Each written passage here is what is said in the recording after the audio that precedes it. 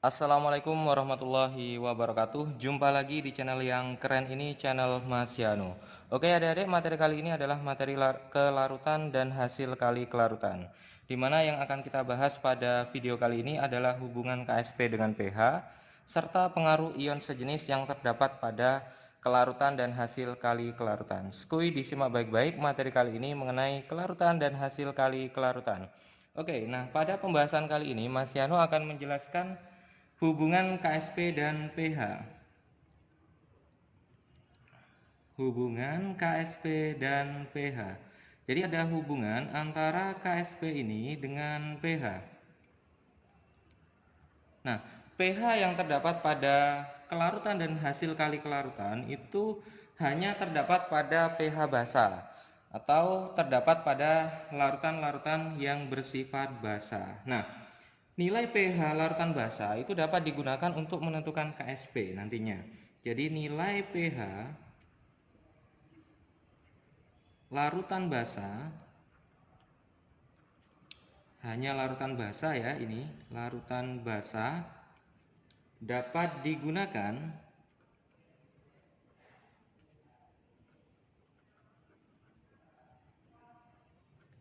untuk menentukan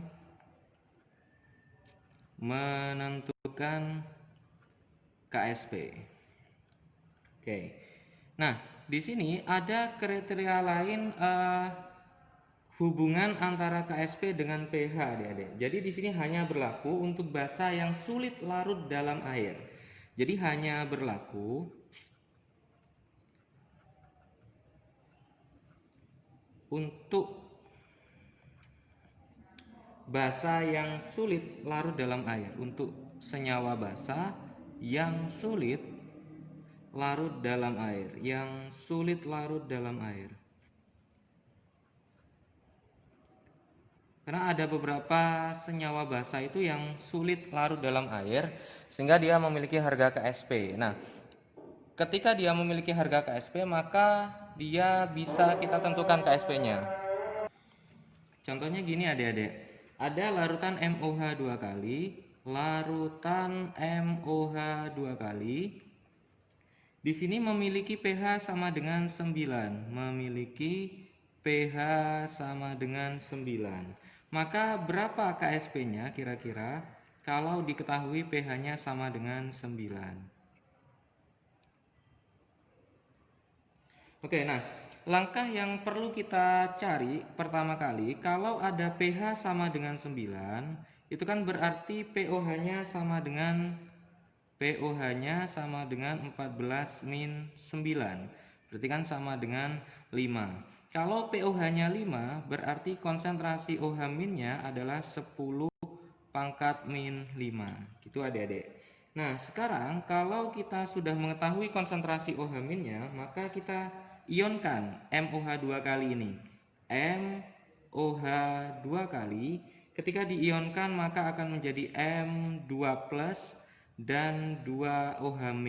Nah, kemudian di sini kita masukkan OH-nya adalah sebesar 10 pangkat min 5. Maka M2 plusnya adalah, karena ini koefisiennya 2, berarti nanti dibagi 2. 10 pangkat min 5 bagi 2, koefisiennya 1 berarti nanti dikali 1. Berarti ini setara dengan setengah kali 10 pangkat min 5.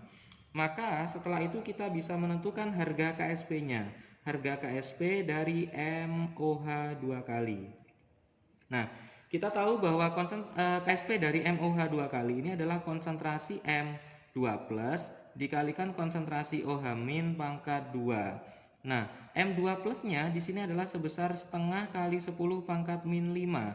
Sedangkan OH minnya adalah 10 pangkat min 5, kemudian kuadratkan. Berarti sama dengan ini 0,5 ya, setengah itu.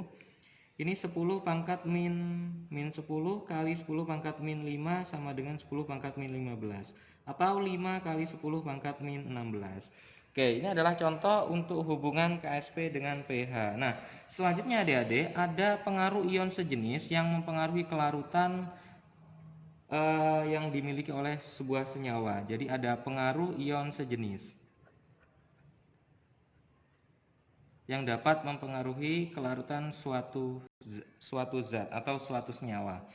Nah, pengaruh ion sejenis ini nanti artinya ada penambahan ion sejenis yang dapat mengurangi kelarutan suatu zat. Jadi ketika ditambahkan ada penambahan ion sejenis, penambahan ion sejenis itu dapat mengurangi kelarutan suatu zat, mengurangi kelarutan suatu zat. Jadi kelarutannya semakin berkurang adik-adik apabila ditambahkan ion sejenis.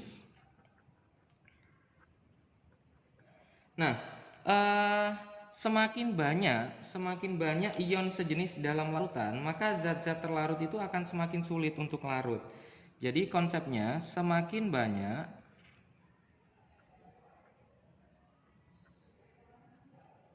ion sejenis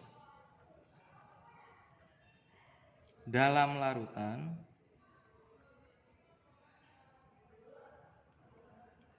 zat-zat terlarut akan semakin sulit larut. Zat-zat terlarut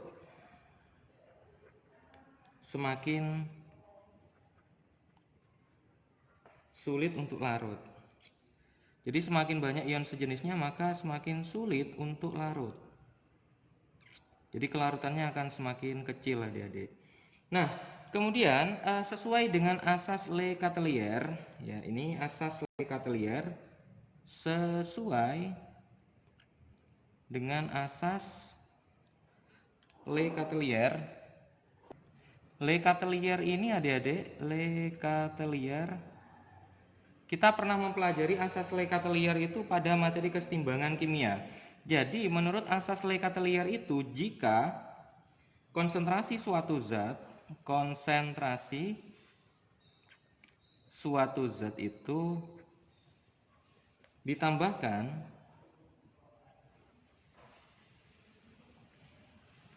maka kesetimbangan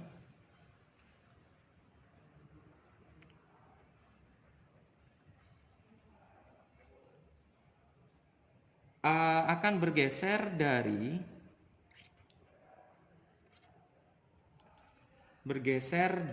zat tersebut. Dari ya, bukan dari zat tersebut.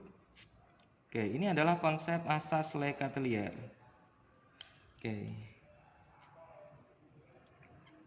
Contoh misalkan adik-adik, misalkan ada AgCl. AgCl ini ketika diionkan maka dia akan menjadi Ag+, fasenya aqueous, dan Cl- fasenya juga aqueous. Nah, ketika nanti Ag+ ditambahkan, misalkan Ag+ ditambahkan ya, konsentrasi Ag+ ditambah, maka secara otomatis nanti kelarutan akan bergeser ke arah kiri, kesetimbangan akan bergeser ke arah kiri. Nah, sehingga karena kesetimbangan bergeser ke arah kiri menyebabkan yang namanya terjadi banyak endapan. Nah, karena terjadi banyak endapan ini maka kelarutan akan berkurang. Sehingga konsepnya ketika konsentrasi Ag+ ditambah maka kelarutan berkurang. Ini adalah konsepnya.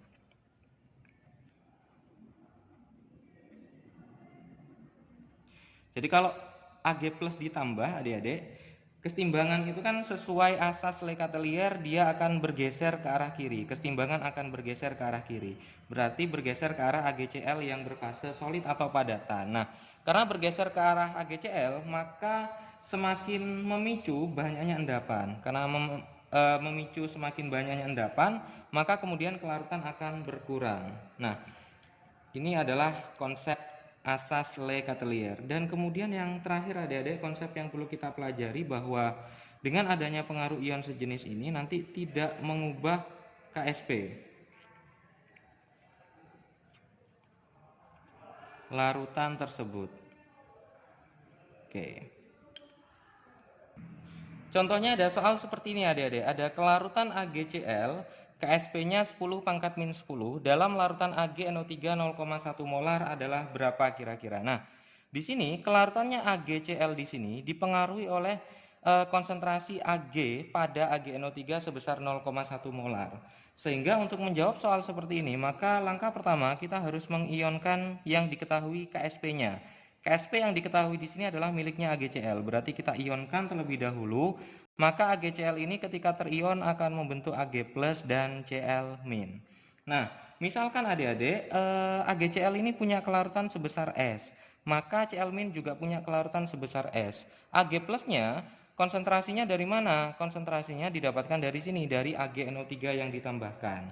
Sehingga apabila kita menuliskan KSP AgCl, maka sama dengan konsentrasi Ag+ kali konsentrasi Cl-. Nah, KSP-nya di sini adalah sebesar 10 pangkat min 10.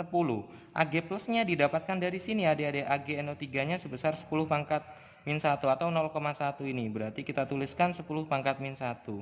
Cl-nya berarti ya S, berarti S-nya sama dengan 10 pangkat min 10 per 10 pangkat min 1. Sehingga S didapatkan 10 pangkat min 9. Jadi kelarutannya sekarang dia akan berkurang menjadi 10 pangkat min 9 ketika dilarutkan dalam ion sejenis. Nah, ion sejenis itu berarti kalau ini diionkan kan akan menjadi Ag+ dan Cl-. Sedangkan ini kalau diionkan dia akan menjadi Ag+ dan NO3-. Artinya ada ion sejenis. Kelarutannya AgCl ini dipengaruhi oleh AgNO3. Sehingga kita menggunakan konsep yang seperti ini adik-adik untuk menjawab soal pengaruh ion sejenis.